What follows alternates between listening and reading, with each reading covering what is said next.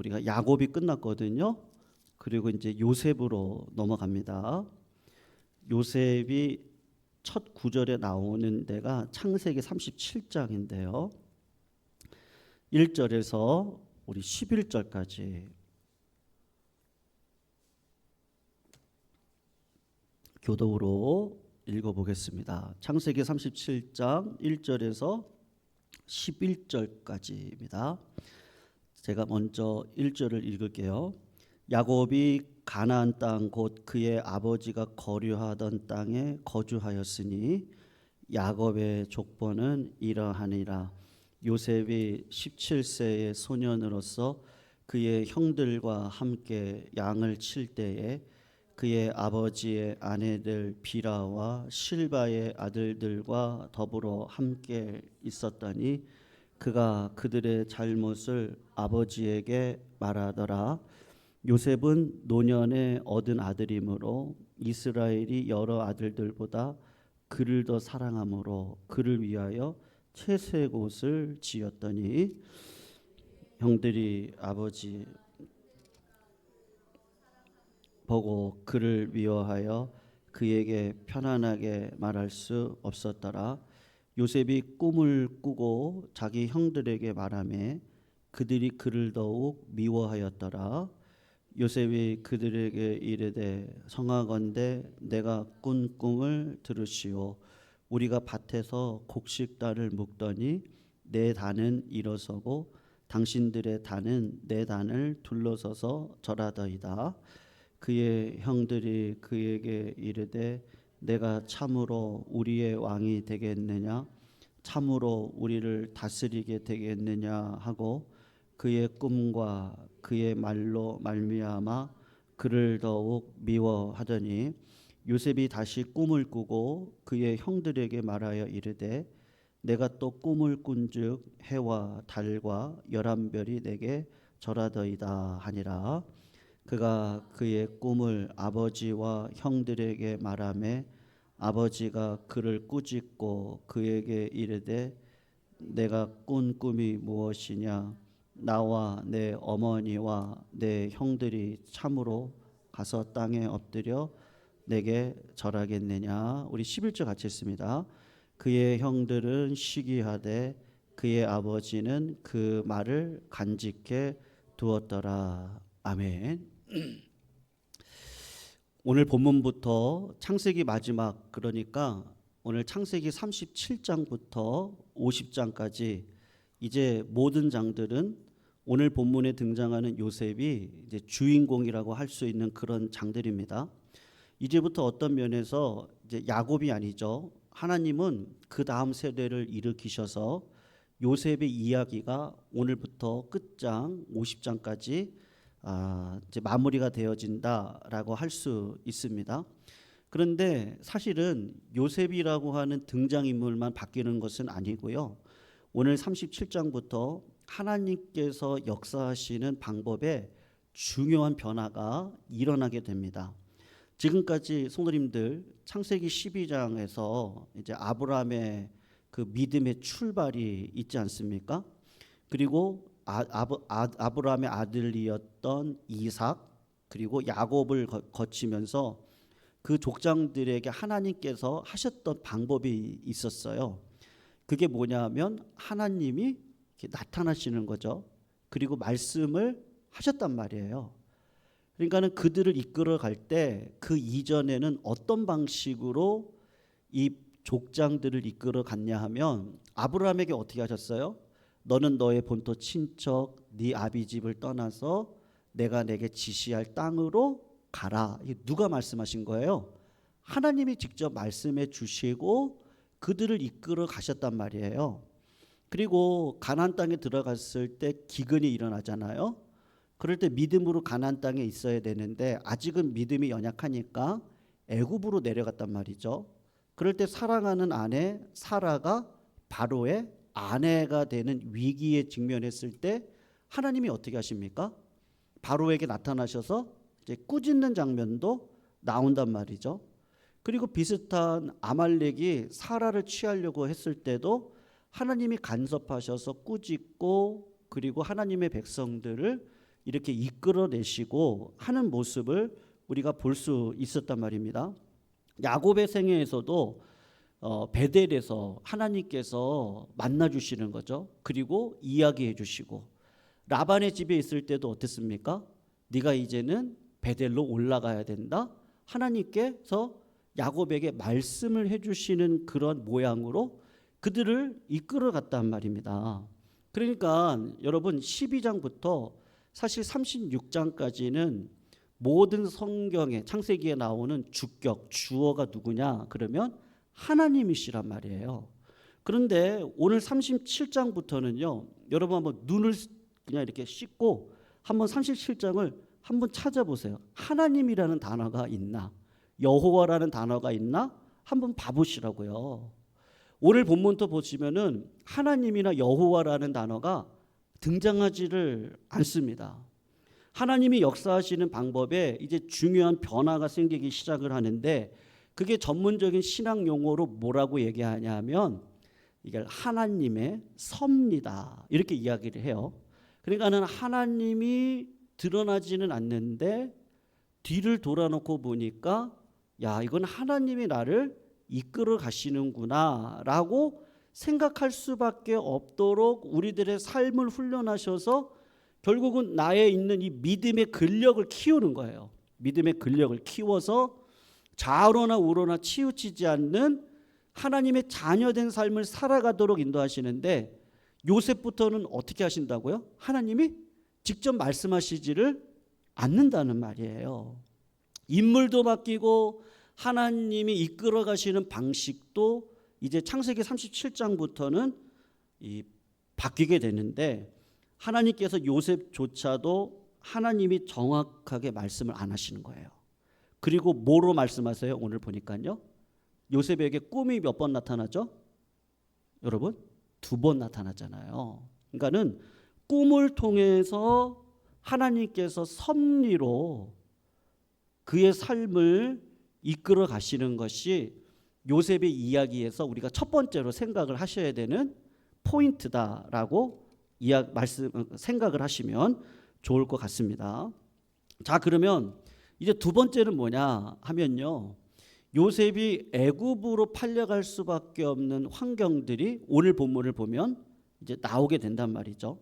이제 그게 뭐냐라고 했을 때 요셉과 식구들 간에 있는 갈등이 있어요. 네. 여러분 섭리가 그렇거든요. 저희 어머니가 처녀 때부터 다녔던 교회가 있었어요. 그 교회가 이제 의정부 제일교회거든요. 제가 이렇게 실명을 지금 이야기해도 될까? 이게 좀 인터넷에 올라가니까 그러긴 한데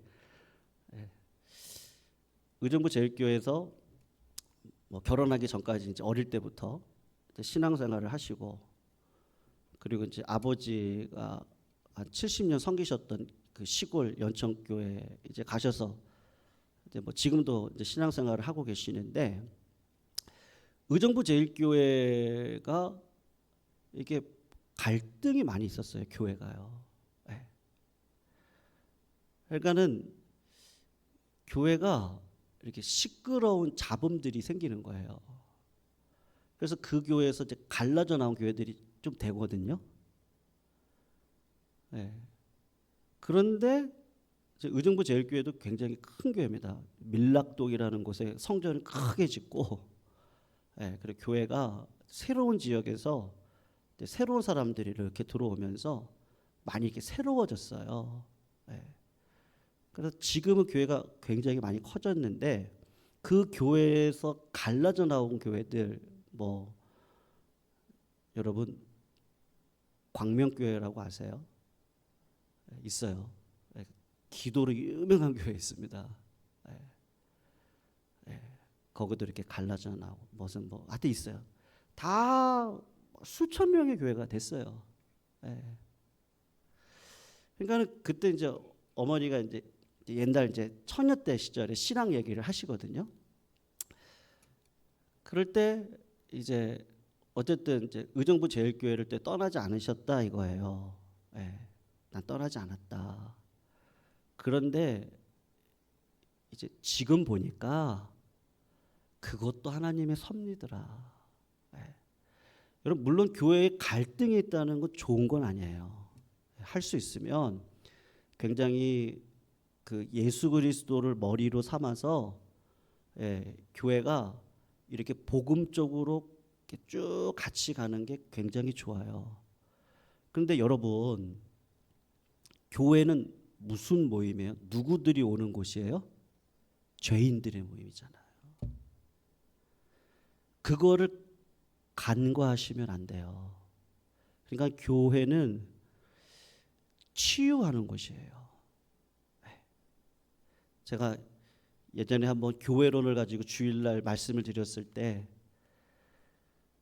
제가 신방을 갔거든요. 장로님이 수술을 하셨었어요.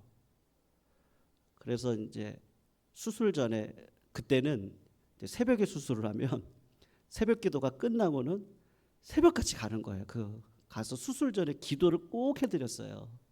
우리 교구를 담당했으니까. 그러고는 이제 수술 들어가시는 거예요. 보통은 그렇게 했습니다. 그런데 이제 수술을 마치고 이제 잘 끝났다 그래서 이제 전도사님하고 여동사님하고 이제 신방을 갔어요.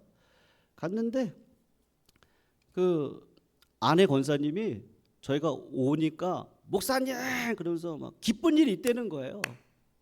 그래서 무슨 일인데요? 그랬더니 장로님이 방구를 꼈어요.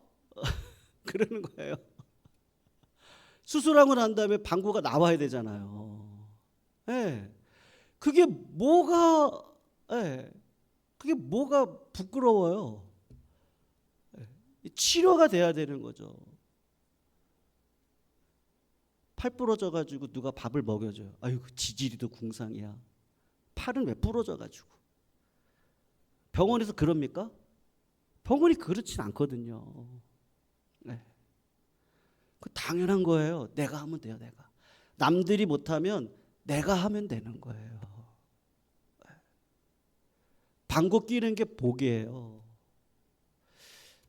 그러니까 성도님들 제가 왜 이런 말씀을 드리냐면 야곱이라고 하는 가정을 한번 생각해 보세요. 그 가족이 의인의 가족이에요? 죄인의 가족이에요? 여러분 생각해 보세요. 내가 의인이에요? 죄인이에요? 여러분 내 의인이에요? 그러면 율법으로 판단해 보시면 돼요. 의인일 수 없어요. 우리들은요. 은혜로 살아야 되는 거거든요. 그러니까 교회가 그러면 안 되는데 교회가 그럴 수 없어야 되는데 수많은 죄인의 군상들이 들어와 있는 곳이에요.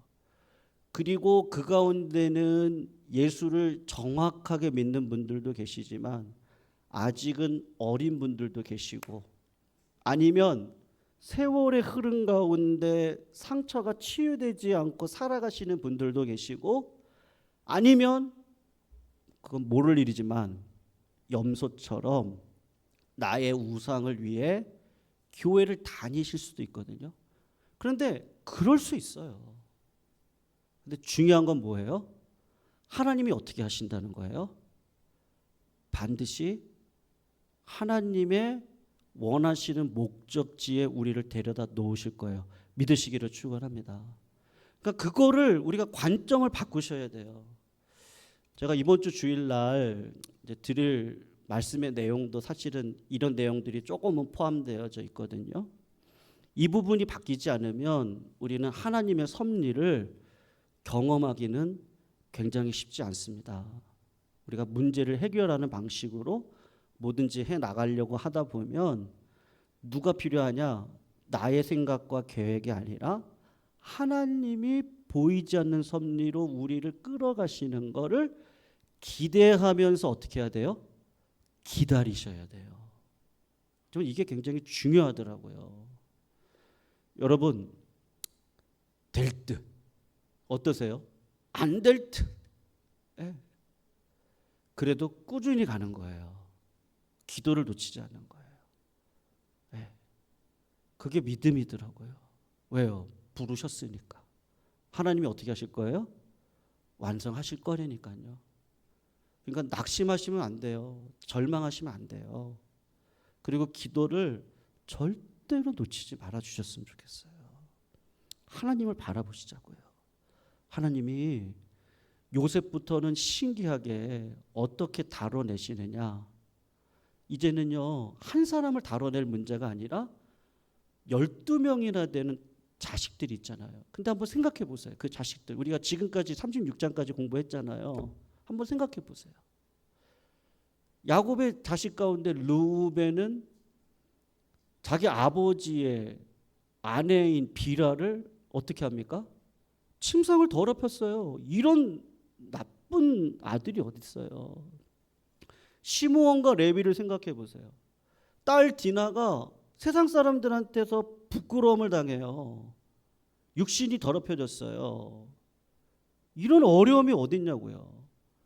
그런데 그 어려움을 하나님의 할례라고 하는 언약을 거짓말 쳐서 시므온과 레위가 세겜 사람들을 다 죽이거든요.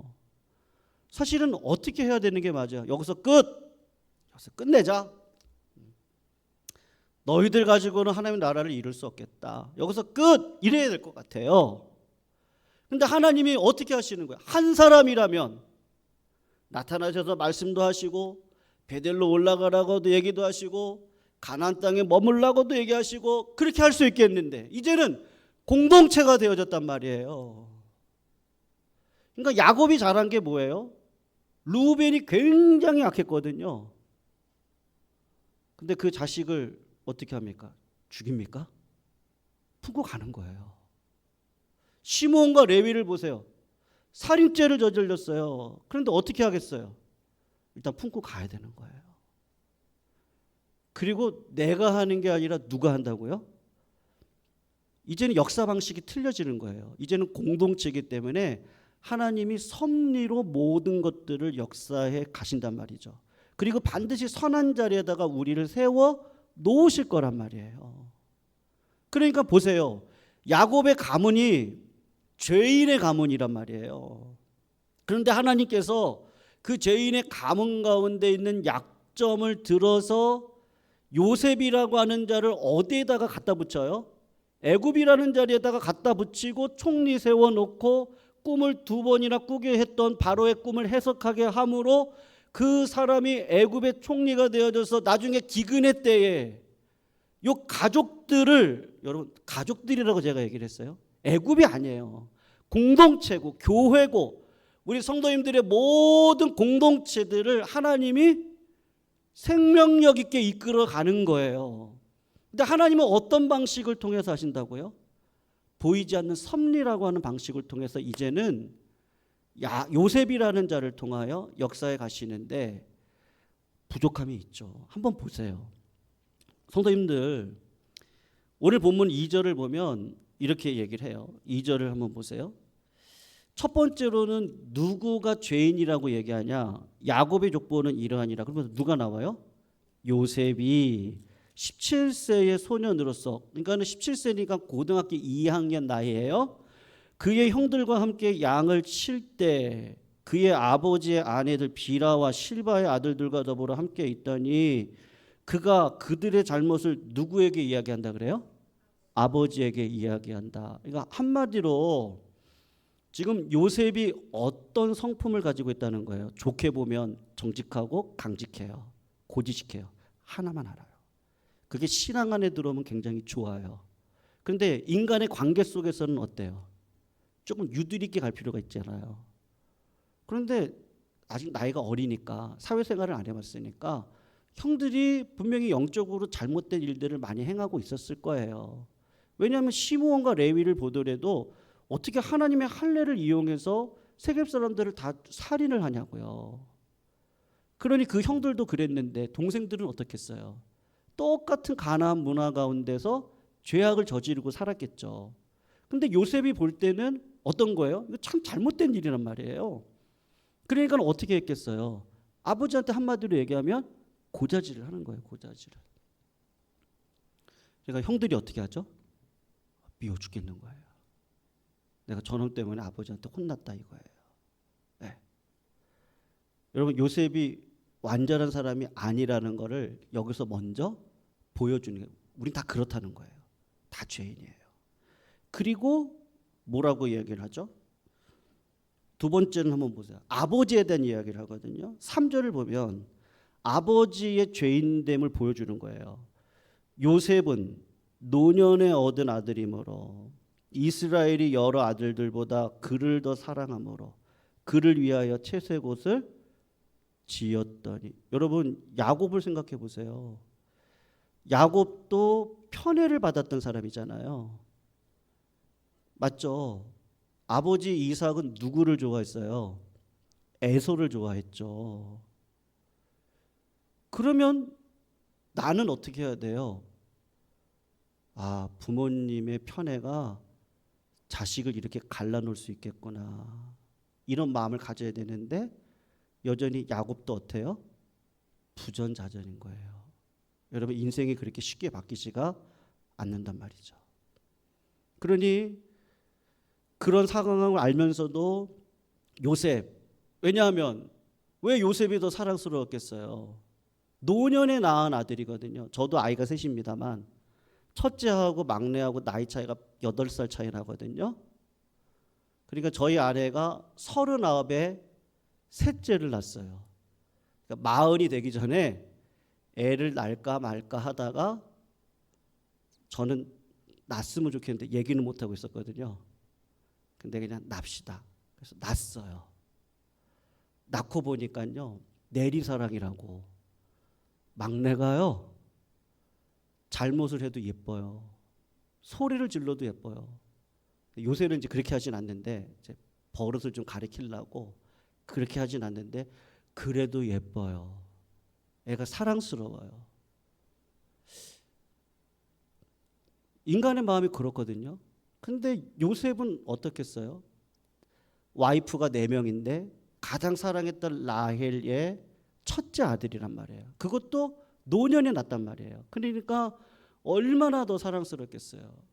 그리고 요셉의 동생 베냐민을 라헬이 낳다가 죽었잖아요. 그러니까 더 마음이 가겠죠. 더 마음이. 죽은 내 아내의 자식의 첫째 아들을 생각하면 더 마음이 가는 거예요. 그리고 내 재산을 누구한테 주고 싶은 거예요? 예? 르우벤은 아니죠. 이미 끝났어요. 예, 비라하고 통관을 했잖아요. 얘는 아니에요. 내가 아무리 생각해봐도 아니에요. 그러면 그 다음에 시므온이냐? 아니에요. 유다냐? 얘도 아니에요. 왜요? 살인을 했잖아요. 그러니까 인간적인 마음으로 볼 때는 아니에요. 자식들이 싫어요. 저 자녀들 때문에 내가 어려움을 얼마나 당했는데. 이런 마음이 있거든요. 그리고 자연스럽게 누구에게 상속권을 주고 싶은 거예요? 요셉한테 주고 싶은 거예요.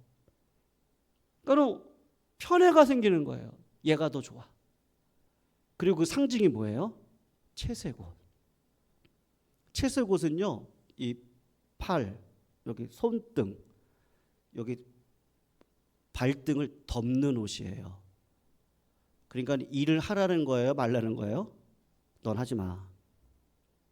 넌 하지 말고 내 상속 이어받아. 그러니까 형들이 볼 때 어떻겠어요? 미워 죽겠죠. 그런 갈등이 이 가정 가운데 있단 말이에요. 그리고 결정적인 게 뭐죠? 하나님이 요셉에게 뭐를 줘요? 꿈을 준다니까요.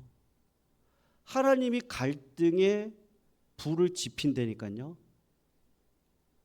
예수님이 그런 얘기 하셨잖아요. 의를 위해서 핍박을 받는 자는 복이 있다고 얘기하셨죠. 나는 칼을 너희들한테 던지러 왔다고 그래요. 그러니까 여러분 계시의 속성이 뭐냐? 여러분 요한계시록에 보면 두루마리를 사도 요한한테 주는데 두루마리를 사도 요한이 이렇게 먹잖아요. 입에는 달았는데 속은 어떻습니까? 쓰다고 얘기하잖아요. 여러분 하나님께서 나에게 비전과 꿈을 줄 때 그게 굉장히 사실은요 나를 고난의 자리로 끌고 가는 그 자리거든요. 그렇기 때문에 하나님이 보여주시는 거예요. 왜냐하면 하나님의 능력으로 살아야 되는데 왜 그러냐? 세상과는 다른 방식으로 살아야 되니까 하나님이 그 힘을 주시는 거예요. 그러니까는 여러분, 하나님이 나한테 꿈과 비전을 주실 때 고난이 있다 없다 하면은 있다니까요. 그리고 하나님이 그 길을 통하여서 갈등을 통하여서 죄된 세상에서 죄를 보게 하시고 그리고 하나님만 바라보게 하심으로 하나님의 뜻을 이루어가는데 그때도 나는 모르는 거예요. 요셉도.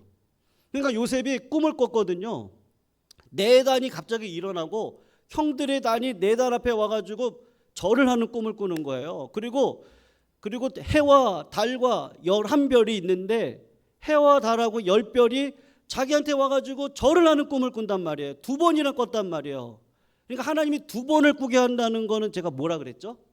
신속하게 이루어진다니까요. 창세기 22장에 모리아산에서 이삭을 바칠 때 하나님이 아브라함을 몇 번 불렀어요? 아브라함아, 아브라함아. 2번 불렀어요. 뽕나무 위에 올라가 있던 삭개오를 예수님이 몇 번 불렀어요? 제가 몇 번 불렀어요? 2번 부른다니까요. 삭개오야, 삭개오야. 2번 불러요. 속히 한다는 거예요. 확정적으로 한다는 거거든요. 근데 요셉이 그 의미를 알았겠냐고요. 모르니까 그냥 세상살이를 모르니까 형들한테 아버지한테 얘기를 한 거예요. 형들 들으시오. 그냥 이게 뒷짐지고 아이고 이제 내가 왕이 될 건데 뭐 이런 얘기 하려는 게 아니고 형님들 이게 지금 무슨 꿈인지 좀 같이 의논 좀 해봅시다. 아버지 어머니 내가 이런 꿈을 꿨는데요. 내가 이게 지금 확정적으로 꿨는데 이게 지금 무슨 꿈인지 모르겠으니까 한번 이야기 좀 해봅시다. 근데 이렇게 얘기를 한 건데 형들이 볼 때는 뭔 거예요? 상속권을 가져가겠다는 거구나. 이렇게 생각이 든다니까요. 그러니 형들이 어떻게 하는 거예요? 우리가 이제 다음 금요일날 살필 건데요. 요셉이 아버지의 말씀에 순종해서 세겜 땅에 있는 형님들을 찾아가는데 그 형들이 첫 번째로 요셉을 딱 보고 하는 얘기가 뭐냐? 요 꿈 얘기를 해요. 꿈꾸는 자가 오는도다. 저놈을 잡아서 죽이자. 이렇게 되거든요. 여러분, 제가 오늘 그냥 요셉의 첫 번째 시간이어서 그냥 배경적인 얘기를 말씀을 드렸는데요. 선생님들, 교회가 문제없는 교회가 있어요? 여러분 어떠세요? 있어요, 없어요? 성도님들, 우리 성도님들 개개인을 한번 봐보세요. 부족해요, 완벽해요? 부족해요. 다 부족해요. 그런데 우리 사이에 누가 계셔요? 예수님이 말씀하셨잖아요. 2-3 사람이 모인 곳에 내가 있겠다고 말씀하시잖아요. 여러분, 중요한 건요, 하나님을 바라보셔야 됩니다. 근데 보이지가 않거든요. 근데 누구에게 보여주세요? 요셉을 보시면 돼요. 요셉을요. 요셉이 어린 나이인데도 참 하나님께서 주신 특별한 믿음이 있다면 그게 뭘까? 하나님 앞에 성실과 강직함으로 서 있는 거예요. 보디발의 아내가 유혹해요. 내가 한 번만 그 유혹을 넘어가면 그냥 떵떵거리고 살 수 있어요. 네. 그리고 원망할 수 있잖아요. 하나님 내 인생 가운데 꿈은 주시고 왜 나를 이런 길로 인도하세요? 라고 할 수 있잖아요. 보디발에게 잘못한 게 없잖아요. 오히려 그 유혹을 이겼잖아요. 그러면 어떻게 하는 게 맞아요? 하나님 복 주시는 게 맞지 않겠어요? 내 삶에도 그런 거 있지 않아요? 하나님, 내가 지금까지 하나님 앞에 몸부림쳤어요. 하나님이 불러주셨잖아요. 나는 알거든요. 성도님, 기도하면 나는 알아요. 내가 하는 기도도 내가 하지 않았거든요. 내 힘으로 했으면 기도 안 하죠. 근데 하나님이 기도도 시켜주세요. 야, 기도해야 된다 너. 그래도 찬양을 해야 된다. 자꾸 세상 거 바라보지 말고 외롭지? 예수를 친구 삼아라. 오히려 하나님이 자꾸 그렇게 우리를 끌어가시거든요. 그러면 우리는 어떻게 해야 돼요? 잘 될 거를 생각하는데 하나님이 자꾸 어느 방식으로 끌어가시는 거예요? 고난의 방식으로 끌어가셔요. 다윗도, 요셉도, 예레미야도, 에스겔도, 다니엘도, 또 누구를 될까요? 스가랴도, 사도 바울도, 사도 요한도, 예수님도 하나님이 이 땅 가운데 사명 주시고 오셔서 십자가를 지는 그 자리로 가게 하시거든요. 중요한 건 뭐예요? 여러분, 사도 바울이 얘기하잖아요. 내가 풍부에 처할 줄도 알고 빈곤에 처할 줄도 알아. 자족하는 능력을 배웠노니 내게 능력 주시는 자 안에서 내가 모든 것을 할 수 있습니다. 왜 그렇게 얘기하죠? 하나님의 섭리를 믿는 거예요. 네. 막 신앙 초년병 시절에 그 11조를 내면 하나님이 막 두세 배를 갚아주셨어요. 그런데 어느 순간 이제 그런 걸로 하나님이 나에게 보여주시잖아요. 이제 그렇게 말씀하시는 게 아니에요. 왜요?